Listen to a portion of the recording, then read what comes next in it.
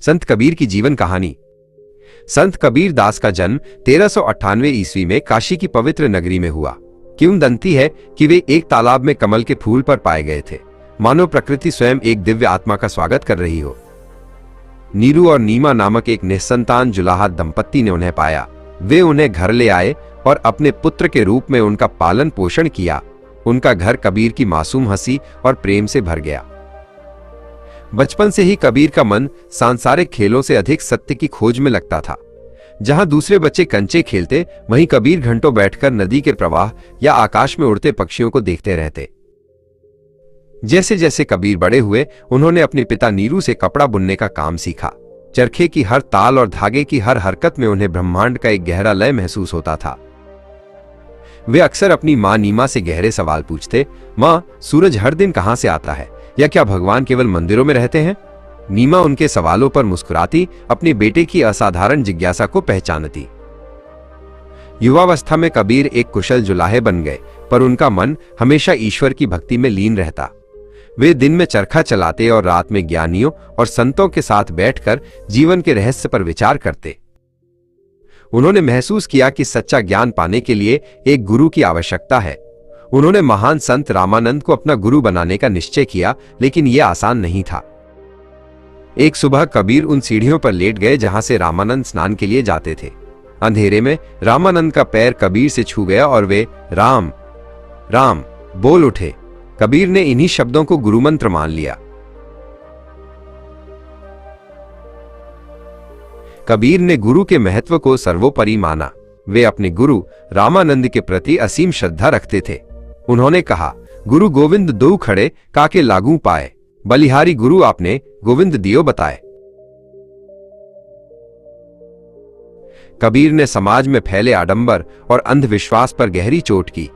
उन्होंने लोगों को केवल बाहरी कर्मकांडों के बजाय ईश्वर के सार को समझने के लिए प्रेरित किया। उन्होंने हिंदुओं और मुसलमानों दोनों के पाखंड पर सवाल उठाए। उन्होंने कहा, कंकर पाथर जोड़ी के मस्जिद लई बनाए, ता चढ़ी मुल्ला बांग दे, क्या बहरा हुआ खुदाए। इसी तरह उन्होंने मूर्ति पूजा पर भी सवाल उठाया। पाहन पूजे हरि मिले तो मैं पूजू पहाड़। उनका संदेश था कि ईश्वर को पत्थर में नहीं बल्कि अपने हृदय में खोजो। उन्होंने जाति पाति के भेदभाव को भी नकारा। वे कहते थे, जाति न पूछो साधु की, पूछ लीजिए ज्ञान। उनके लिए इंसान का कर्म उसके जन्म से कहीं ज्यादा महत्वपूर्ण था। ब्राह्मण ने कबीर के शब्दों पर विचार किया। कबीर ने आगे कहा कि सभी मनुष्य एक ही मिट्टी से बने हैं और एक ही ईश्वर की संतान हैं। उन्होंने सभी को एक समान दृष्टि से देखा। कबीर के दोहे जीवन की गहरी सच्चाइयों को सरल शब्दों में कहते हैं।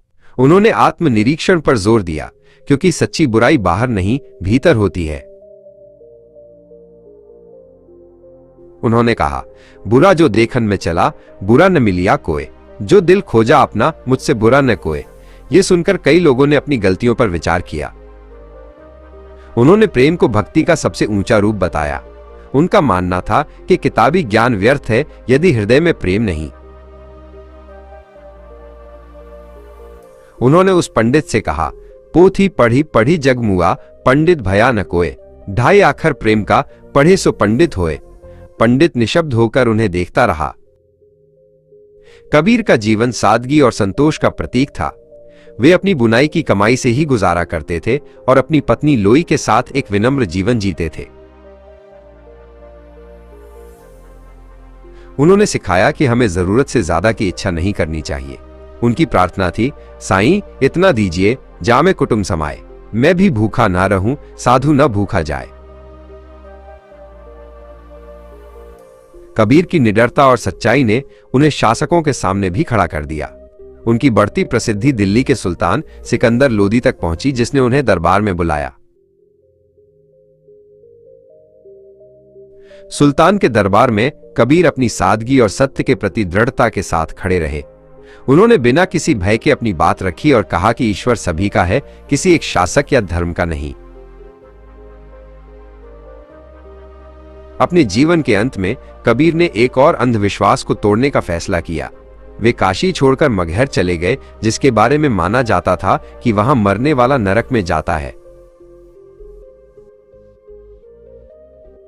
1518 में जब उनका देहांत हुआ तो उनके हिंदू और मुस्लिम अनुयायियों में उनके अंतिम संस्कार को लेकर विवाद हो गया। हिंदू दाह संस्कार करना चाहते थे, जबकि मुसलमान दफनाना चाहते थे। जब चादर हटाई गई तो वहां शरीर की जगह केवल फूल थे।